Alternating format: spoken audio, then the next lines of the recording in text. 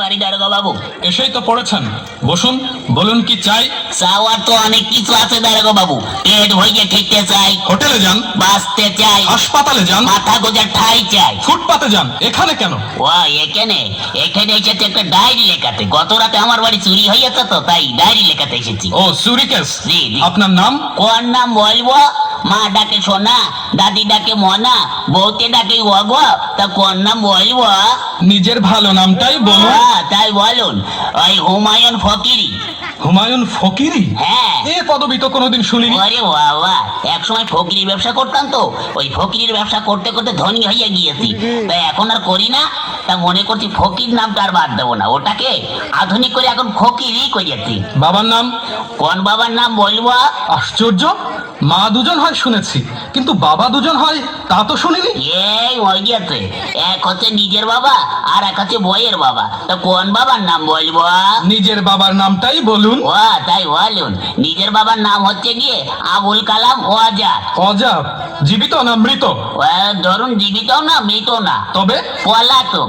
পলাতক কেন? বড় সার্থক নাম আমার বাবার। ওই ছোটবেলায় আমাদের রেখে তিনি পালিয়ে চলে যান, সেই থেকে আমরা পলাতক বলি। ও গ্রাম? গ্রাম ওই পাগলাকানা ইউনিয়ন। পাগলাকানা ইউনিয়ন? হ্যাঁ। সেটা আবার কোথায়? ওরে বাবা, পুলিশের চাকরি করেন আর পাগলাকানা ইউনিয়ন চেনেন না? সারা পৃথিবীতে ইউনিয়ন তো মাত্র দুটো, একটা সাগর পাড়ের ইউরোপিয়ান ইউনিয়ন আর একটা হচ্ছে পাগলাকানা ইউনিয়ন। আপনাদের ওখানে বাস চলে? ওরে বাবা, গ্রামে বাস খুব দিয়াদি হয়, এ ওকে বাস দেয়, ও ওকে বাস দেয়। আপনি কত বাস নেবেন? ও সে বাস নয়, ইঞ্জিনের গাড়ি চলে? ও তাই বলুন। হ্যাঁ তা অবশ্য চলে, কিন্তু ওই একটু ভাঙাচুরো তো, তা একটা চলে ময়ূরক আর একটা হচ্ছে টাইটানিক। চুরিটা যখন হয় তখন আপনি জেগেছিলেন না ঘুমাচ্ছিলেন? ওরে বাবা, ঘুমিয়ে কি আর জো আছে দাঁড়াগো বাবু?